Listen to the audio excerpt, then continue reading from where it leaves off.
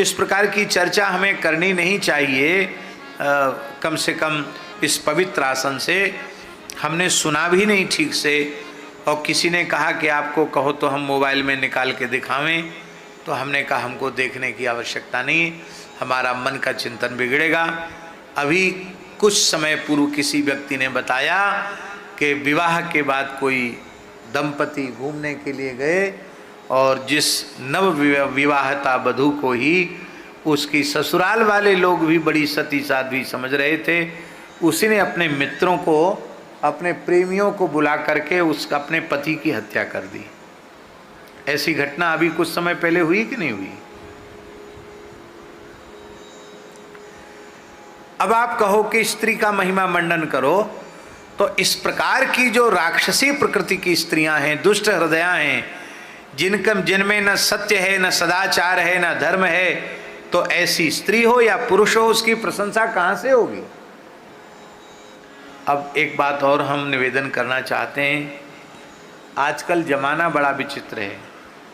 सही बात गलत बात क्या है, किस वक्ता के द्वारा किस प्रसंग में किस आशय को लेकर क्या कहा जा रहा है, इसके आद्योपांत संदर्भ का विचार करते नहीं हैं।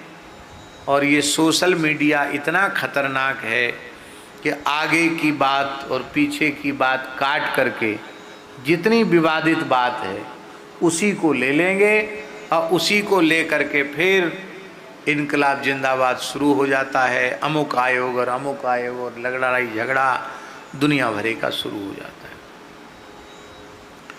माताएं झगड़ा करने में एक नंबर पर। खूब लड़ी मर्दानी वह तो झांसी वाली रानी थी।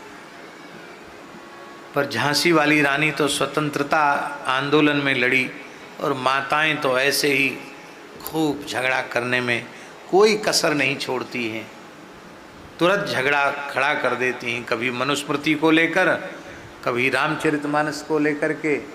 लेकिन मैं बहुत विनम्रता पूर्वक कह रहा हूँ कि यह जो कुछ धर्म शास्त्रों को जलाना या उनका तिरस्कार करना, ये महद अपराध है। इसका परिणाम कितने कल्पों तक नरकों में भोगना पड़ेगा नहीं कहा जा सकता है। कहीं स्त्री की निंदा नहीं है धर्मशास्त्र में, कहीं भी। किंतु जो दोष दुर्गुण से युक्त है उसकी निंदा होगी कि नहीं होगी? स्त्री हो या पुरुष हो, ब्राह्मण हो या चांडाल हो। सती साध्वी पतिव्रता माताओं के चरित्रों से इतिहास पुराण भरे पड़े हैं।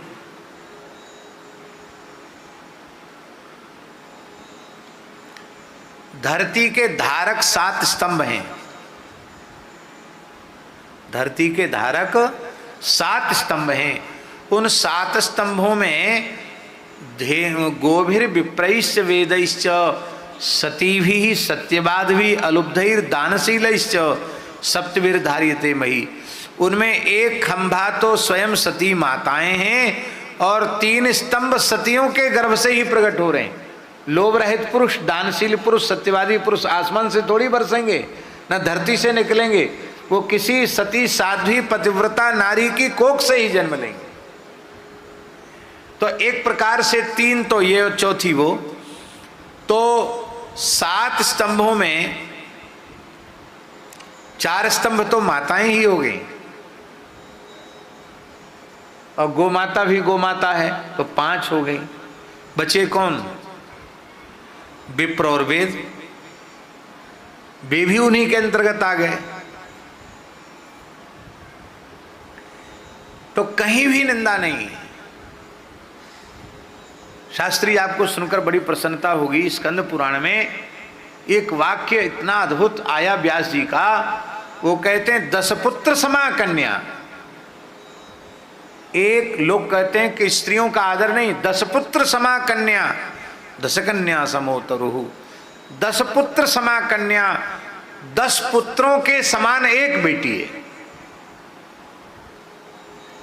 पर ऐसे वाक्यों का प्रचार ही नहीं होता। अभी हमने ब्रह्मत्या की बात कही थी, एक ब्रह्म हत्या का जितना पाप है उसका 10 गुना पाप स्त्री हत्या का है।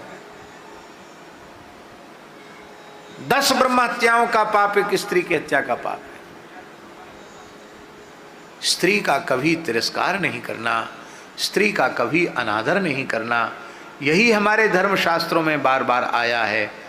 और कहीं भी स्त्री की निंदा नहीं लिखी है। जहां कहीं स्त्री निंदा के जो वचन हैं उसमें बड़ा आश्चर्य है शास्त्री जी, जहां कहीं निंदा के वचन है वो किसी पुरुष के द्वारा कहे गए नहीं है, वो प्रायः स्त्रियों के द्वारा ही कहे गए हैं। हाँ हाँ, स्त्रियों के द्वारा ही वे कहे गए हैं, पुरुष के द्वारा स्त्रियों की निंदा नहीं की गई। अब सब जगह वही बात लगानी है। ये पतिव्रता सती साध्वी कुलीन स्त्रियों के लिए, कन्याओं के लिए बात नहीं कही जा रही है। यह बात जिनमें धर्म नहीं है, सदाचार नहीं है, जो स्वेच्छाचार में प्रवृत्त हो रही हैं, ऐसी कुलटाओं के लिए ही ये बात कही जा रही है। इसलिए माताओं को बिल्कुल भी बुरा नहीं मानना चाहिए, एकदम सही बातें हैं ये। और इस प्रकार की घटनाएं घट रही हैं, आए दिन घट रही हैं।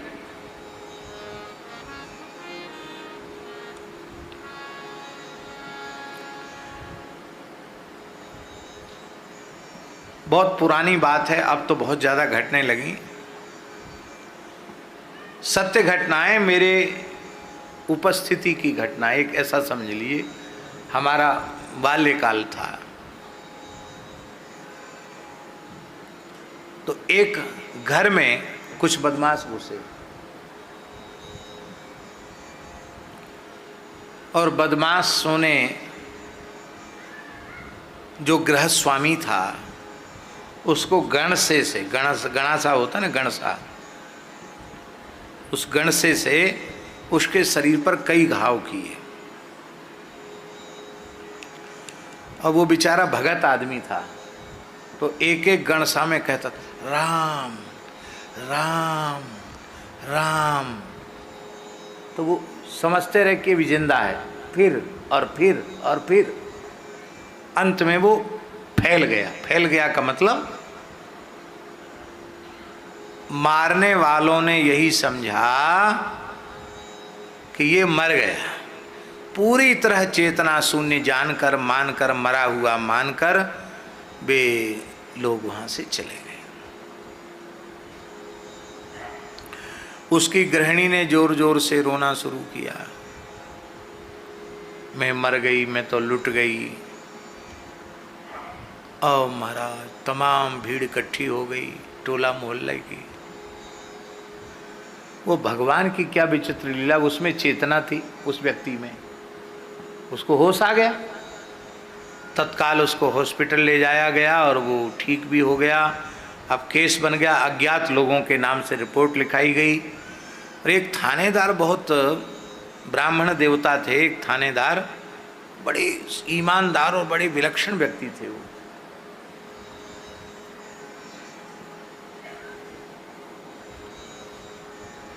उन्होंने सारे केस सुलझ नहीं रहा था, व्यक्ति पकड़ में नहीं आ रहे थे।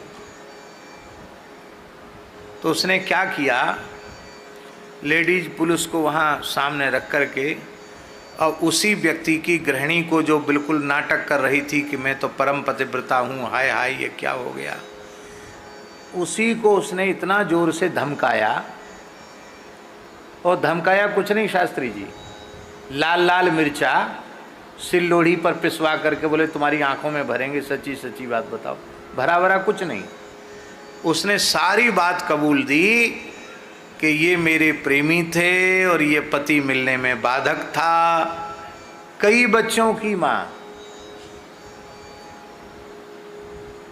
तो हमने फिर यही सोचा कि तुम आ जाना, गेट ऐसे ऐसे खुला रहेगा, भीतर घुस जाना और मैं गड़ा सा बढ़िया से तैयार करके रखूँगी, कुछ लाने की ज़रूरत नहीं है, ये ख़त्म हो जाएगा। बच्चे छोटे हैं, इधर उधर चले जाएंगे, फिर तुम चाहे जब मैं तुम्हारे पास आऊँ तुम हमारे पास आओ, कोई बंधन नहीं।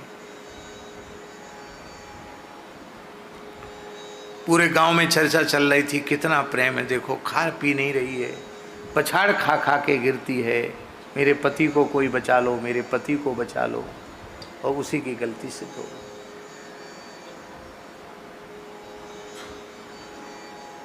एक स्त्री दुराचारिणी थी और उसका पति बहुत धर्मनिष्ठ सदाचारी था, बहुत दुखी था। उसने अपनी माँ से कहा कि माँ, और पिताजी से भी कह दिया कि मैं तो इस घर में नहीं रह सकता। क्यों?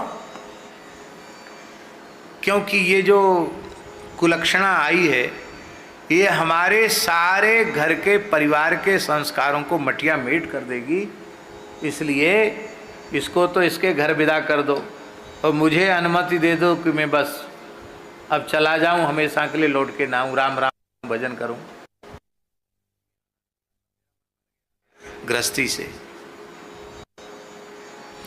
मैया ने कहा बेटा ऐसा मत करो, सब गड़बड़ हो जाएगा, बदनामी अलग होगी,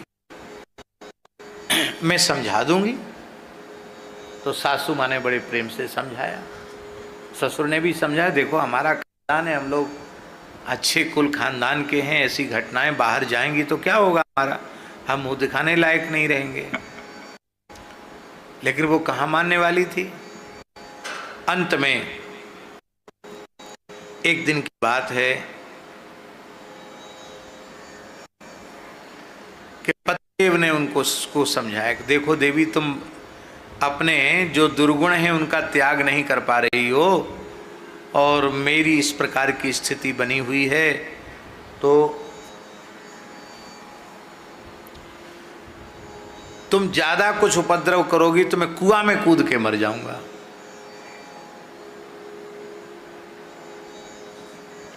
तो मैं कुआं में कूद के मर जाऊंगा। बोले तुम क्यों मरोगी, मैं ही मर जाती हूं।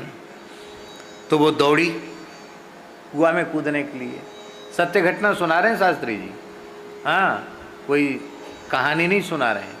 कुआं में कूदने के लिए दौड़ी और उसने दौड़ करके एक बड़ा खंडा पत्थर रखा था, उसको धड़ाम से गया और जोर से चिल्लाई, ए मैं मरी, और चली गई किनारे। उसके पति ने समझा कि अरे ये तो डूब गई, कूद के मर गई और अब पुलिस आएगी, अब तो भारी बदनामी होगी। उसने चारों ओर देखा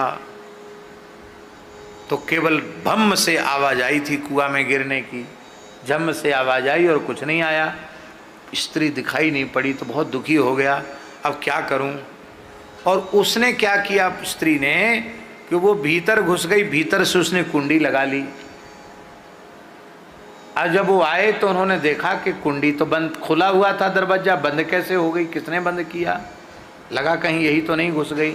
उसने खटखटाए, देवी तुमने हमको तो घबरा दिया और कि तुम कूद गई कुआं में, खोलो खोलो फाटक। वो जोर जोर से रोई, सास को ससुर को सबको जगा लिया। बोले देख लो, हम में सती सावित्री के जैसी पवित्र आत्मा हूँ, मेरे ओर तुम लोग लांछन लगाते हो, अपने पुत्र को नहीं देखते हो। अभी रात्रि के 1:30-2 बज रहे हैं, ये कहाँ से आ रहे हैं। माथा पटकने लगी। वो पुरुष इतना दुखी हुआ कि उसने तो झूठे को पत्थर पटका था, वो स्वयं कुएं में कूद के मर गया। लगता है किंतु इनके स्वेच्छाचार में रोड़ा अटकाने वाला पति हो तो उसकी भी हत्या करने में इनको संकोच नहीं होता। इनके स्वेच्छाचार में रोड़ा अटकाने वाला इनका भाई हो तो उस भाई को भी मार डालने में इनको तनिक भी संकोच होता नहीं है।